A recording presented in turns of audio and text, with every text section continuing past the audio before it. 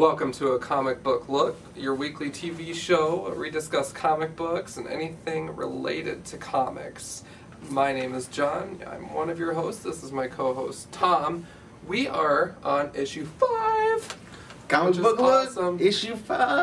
We're doing pretty good. We are loving the feedback, the support. We're getting quite a bit of it. Facebook is still just zooming away, fast lane on there. YouTube comments, anything, we appreciate it. We read it. We love it. So yeah, thank you, and thanks for coming back. If this is your first show, go check out the others. I can tell you, we've gotten a lot better since the first one, but we're still definitely working at it. It's learning progress. But yeah, and we promised we were going to do it, and we're here. Yeah. So today, this is our Captain America show. Cue the Captain America music. But yeah, definitely we're excited. We saw the movie. It came out last week. We went to the midnight showing. The new comic book just came out by Ed Brubaker and Steve McNiven. Yep. We'll be talking about that and just Captain America in general. Yeah. Captain America, he's been around forever, from the 40s. He's the master. He is, the icon. He's basically the Superman of the Marvel universe. Yep. Maybe not power-wise, but as in, always does the right thing. What he's exactly. Doing. Yep. And his first Captain America #1, the famous punching the Hitler in the face comic book, that came out a year before America was even in World War II. So, he was, Captain America was fighting the war before America was. It's a hot topic. And so, that's pretty cool. He's been around forever, and he's had some different TV movies and different things like that. He's finally got an actual movie that could do him a little bit of justice, and it was good. So yeah, what are some of your favorite things about Captain America? Honestly, and I haven't read a lot of Captain America prior to this, because I have picked up a few Avengers titles here and there and so forth, so I know the name. I just wasn't really familiar with what the character was about, whereas the movie was like a huge wake-up call for me. Like, it's crazy. Like, this guy is just 100%, he just wants to do what's right. We'll touch upon it later in the actual comic and stuff, how that went in the movie itself too, but I really actually kind of found a new sense of respect for him as a character, and he might actually end up in my top 5. We'll see. But for me, that's big, because usually I root for the bad guy. But I really do like him as a character, because he's a genuine character.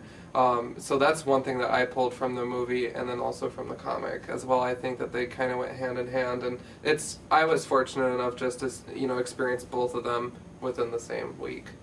Oh yeah, that's cool. So. I guess me on the other hand, I've loved Captain America forever. I've always liked the character of Captain America, and I read some of the comics that weren't very good in the 90s, probably as my probably first look at Captain America. But when Ed Brubaker stepped on and started doing Captain America, that was, I would say the most quintessential Captain America story for me. He still is doing it now, but I'm talking about, from when he started through the Winter Soldier. All those stories are just absolutely great, and so I really enjoy Captain America and the history that he brings, and I think it's cool. Joel Simon and Jack Kirby created the character, and to be an American icon, and he's still an American icon. And he's still today. You see people wearing Captain America shirts and different things. They have no idea what they probably never ever read a comic, but he's an icon in that sense for Marvel. But yeah, what about the new comic? What'd you think? #1, it was actually, I really liked it. I enjoyed it. I thought it was a great read. And actually, I'm going to be dropping Secret Avengers, and I'm going to be picking up Captain America from now on. As long as it's a solid run, because that first issue actually did wow me a lot, and for me to stop reading. Cool. Something that because I've been singing that song about Secret Avengers forever, but, it's kind of a give and a take in my opinion, because Secret Avengers had just started out so cool, like, just the team set up, we were all excited, and then they went to, outer space for something, and now they're just all scattered about doing something. The Onslaught thing was, and Nova got dropped off the book. Like, we were all excited to have Nova part of it, and then he was gone like in the first 5 issues. And Beast is just playing kind of a sleeper role in it. The whole thing. But that's your Cap book, so I mean, you're trading your Cap book for another Cap book at least, so you know. Right, exactly, and So the Secret Avengers is leaving my little stackaroo, and I'm going to start picking up Captain America for a while and just kind of get more familiar with that, and I think it'll be a good change of pace. Yeah, no, I mean I just got done reading that issue, and it was a good issue. I mean, I've definitely read stronger, Captain America stories from Brubaker, but Steve McNiven, he kind of fell off on he was doing that Mark Millar comic Nemesis, and I didn't really like his art on that very much.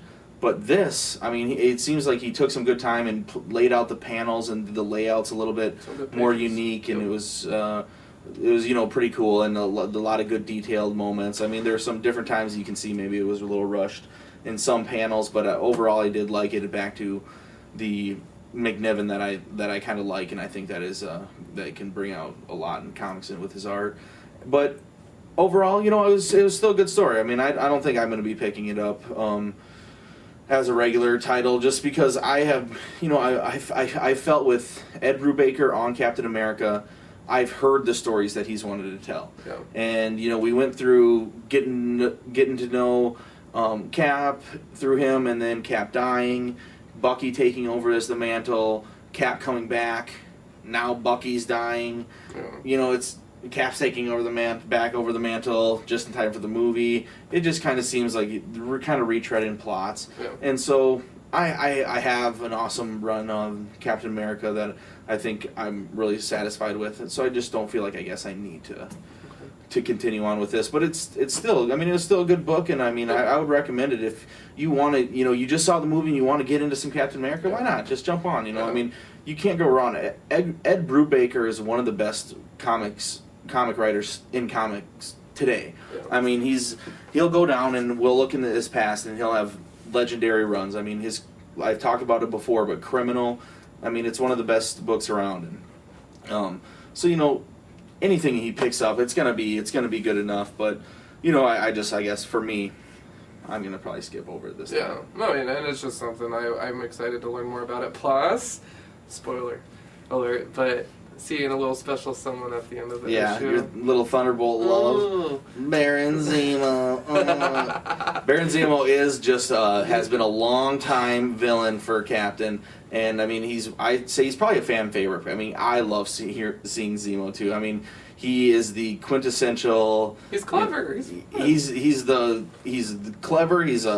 thinks he's the mastermind of all any situation, and he can always somehow get a bunch of lackeys underneath him, believing in him and stuff. And I liked him as Citizen V, though. I thought that was kind of cool. Exactly. He tricked back in those days, he tricked the whole entire world. Yeah. I really like him as a character, though. I'm pretty stoked about that.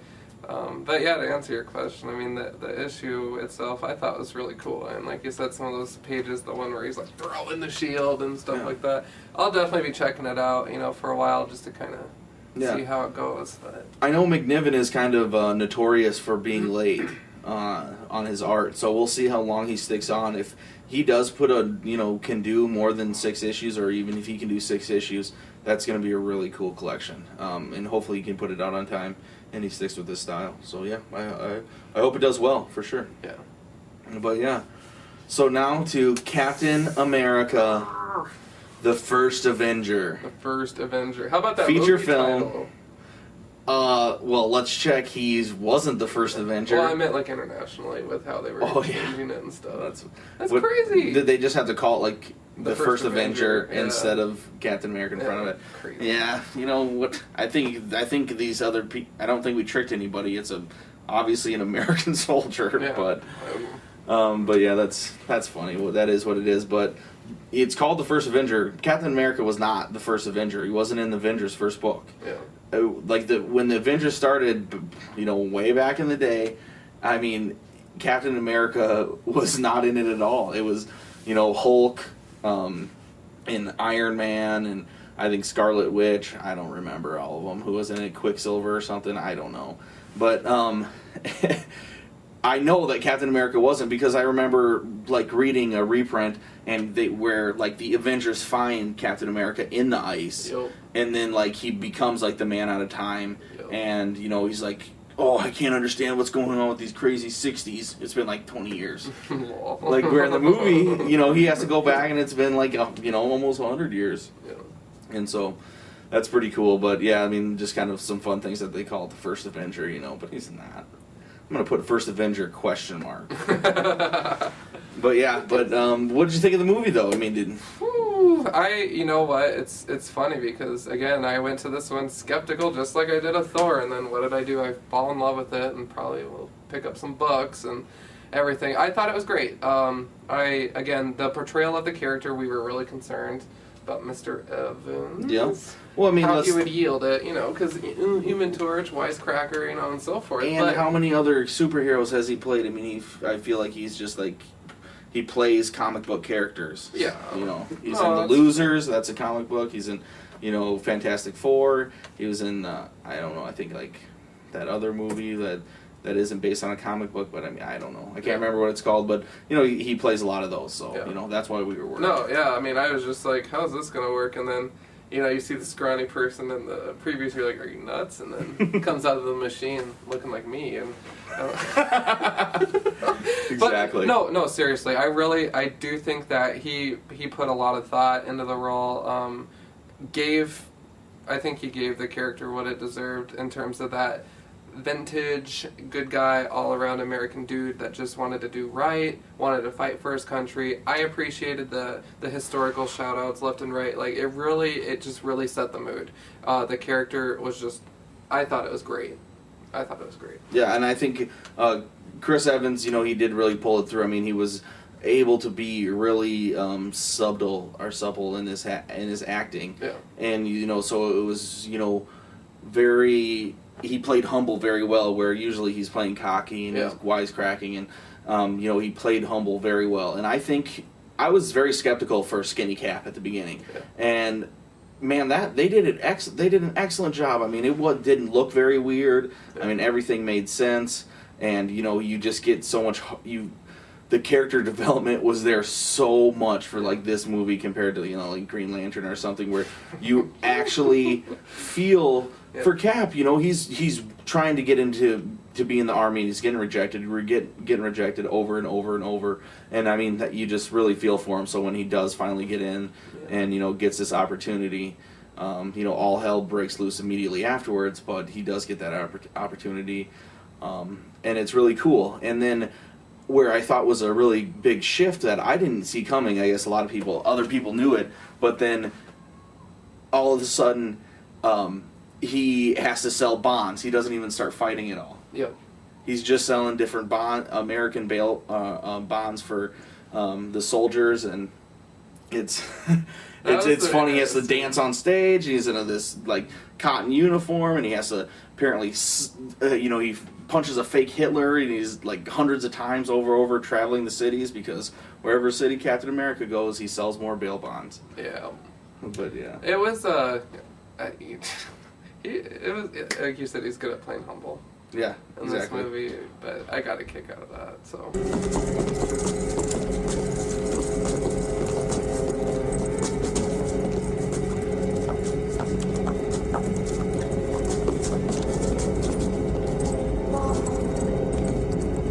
Mamma, lasciatemi andare, lasciatemi.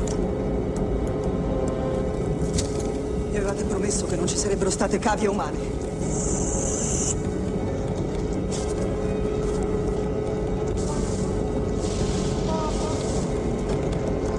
No! Non potete fargli questo! No! Lasciatelo andare! No!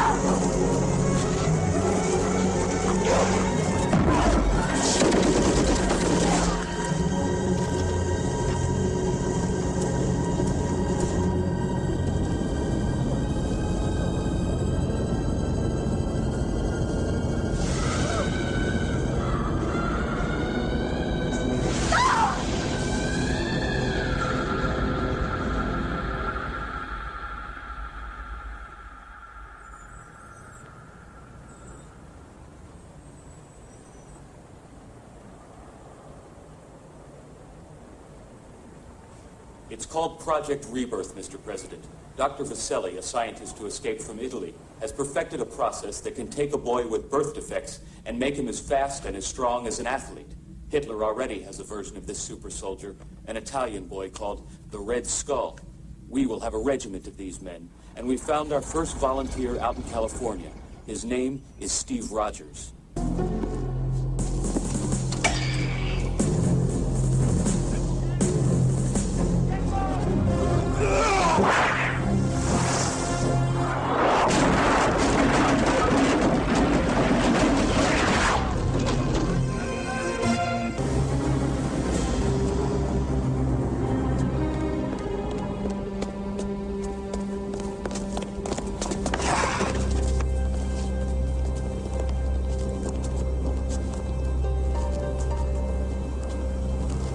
Please come back, Mr. President. It's over. You really need me for your little plan, don't you? Of course. Then you can't win.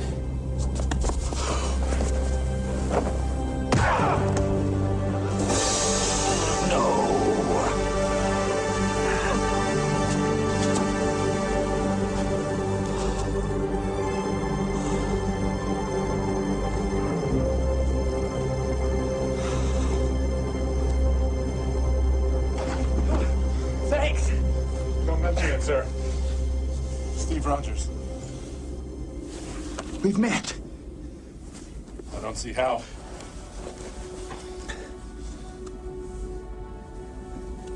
You mean, you were the little boy? I've been waiting for this moment for a long time. Gee whiz. You gotta get going, Mr. Presley. Yeah.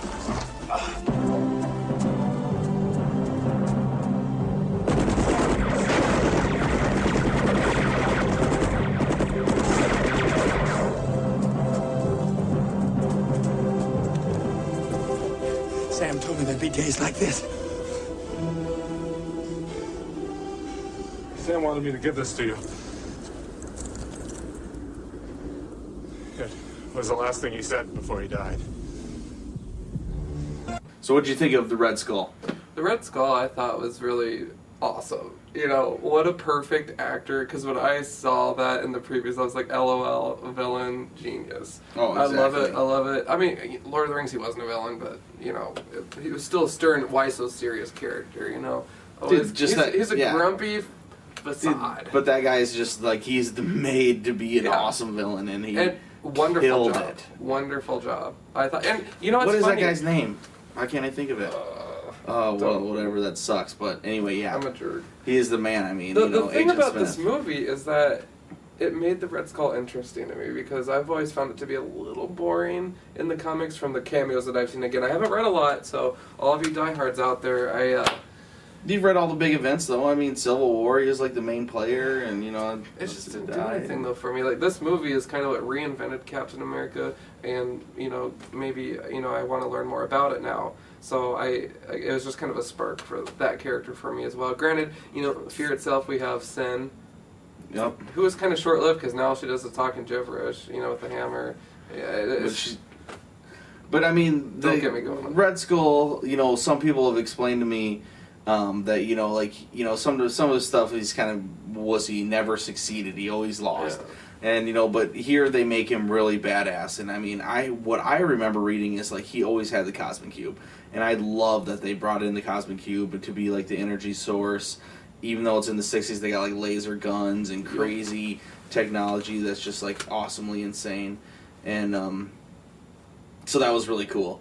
And, but also I liked how, you know, how Hydra was such a unit and he was such the part of Hydra. I mean, I definitely would have liked to see more Nazis, or let them actually touch on Nazis or show them. I'm sure, you know, the up aboves at, you know, wherever, Marvel Studios or, you know, Paramount probably were like, let's not make this a Nazi movie. And so they strictly just, like, swapped out Hydra for Nazis, and they had the same exact uniforms and stuff, except where you would see a swastika, you saw the Hydra octopus symbol.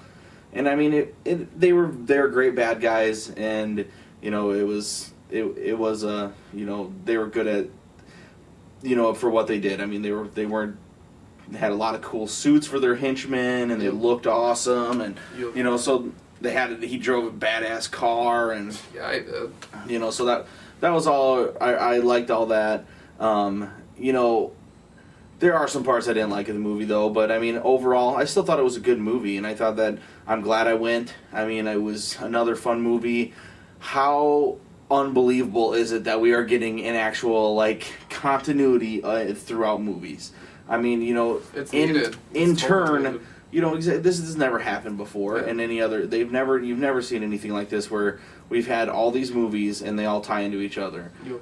Like Hulk, Iron Man 2, Thor, and Captain America. New Avengers movie will. It's gonna be cool. And I just think that's really exciting. I mean, I really wish. With them doing all this cool things that, we've had Fantastic Four movies and X-Men movies and, come out and, they're all Fox, not Marvel Studios, so they can't tie it in. And it's like, I really wish they could do them all and come to a compromise, you two networks. Yeah, exactly. Get together and get make a little powwow, a couple billion. Marvel Studios makes so much money, you'd think that, they could somehow get the rights to these, some of their biggest properties. But it was cool. I mean, so was there anything that you didn't like about the movie? Not really. To Of be course. Honest. Nice, no, I mean, no. It's not the fact that it's Marvel either. It's just that it was just well done, and it's such a breath of fresh air compared to Green Tragedy that we saw. And the Green Lantern. I just, it was just kind of a, Thor, Green Lantern, Captain America again. But a well done DC movie rocks my face too. I mean, I loved Darkest Night.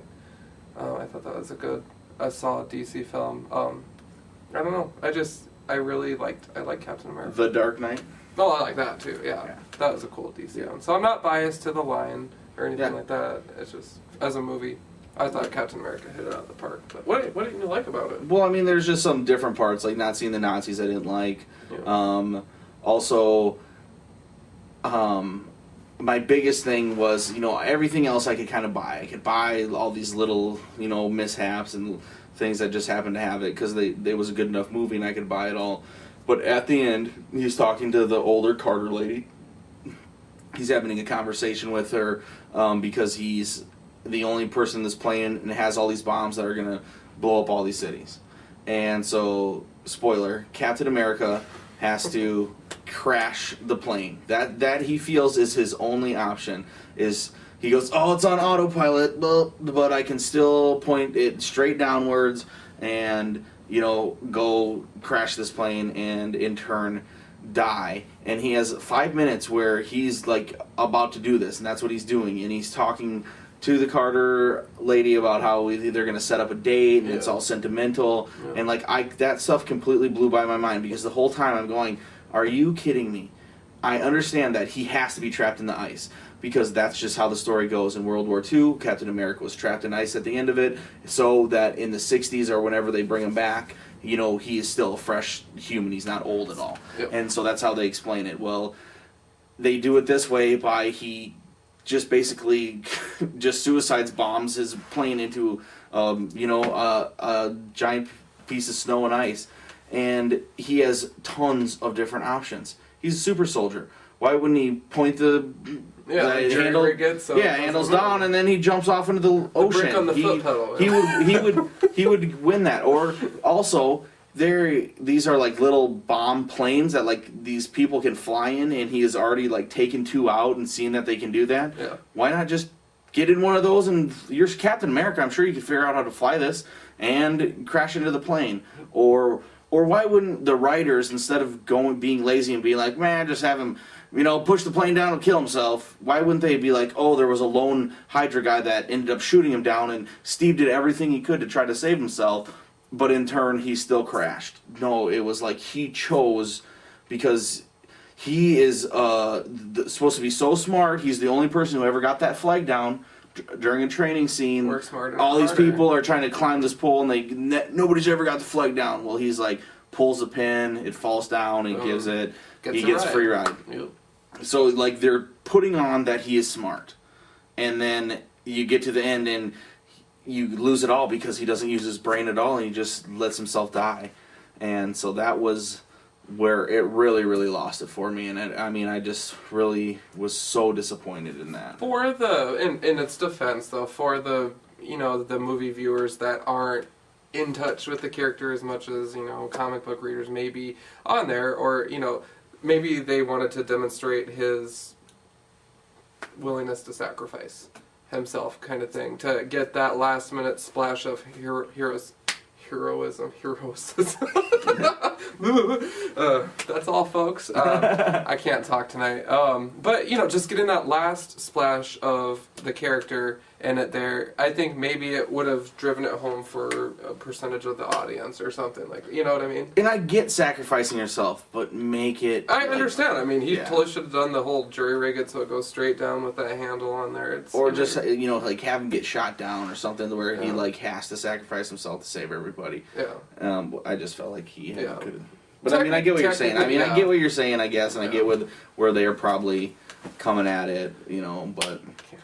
Still, I would have liked to see something else. But it is cool. It was a good movie overall. I enjoyed seeing it, and this is almost rounds up our crazy comic book summer 2011. What's next? Is there one left? Conan. Yeah. So I guess that's yeah. That's not a comic, but it's still a cool movie. There's some books out there, aren't there? Probably. Yeah. But Conan, even though he's, started in the books too, he has always played a prominent role in Dark Horse's series. So I think we might have to talk about that, or at least go to the movie. Definitely. Get me familiar with some of that stuff. Yeah. Well, for sure. Well, anything else you want to talk about here, Johnny boy? God. Hopefully we touched upon everything in the movie. Again, we did like it overall. It was fun. Yeah, go see it. Go get it. Go pick up Captain America. Read comics. Yeah. But yeah, well, this is a comic book look. Issue 5. You can check us out at acomicbooklook@gmail.com. Kuru, we received that email and we were going to be getting to that. Don't think we didn't see that, but we just had to get our Captain America episode out of the way. And, check us out on YouTube. Leave comments. Subscribe, please. Tell your friends. I promise we're going to continue to get better and, be more smooth and be able to, fluidly do this. And but we haven't missed a week yet, and we're still coming out. So there we go. At least we got the commitment down already. So all right. Well, thanks for joining, and stay tuned.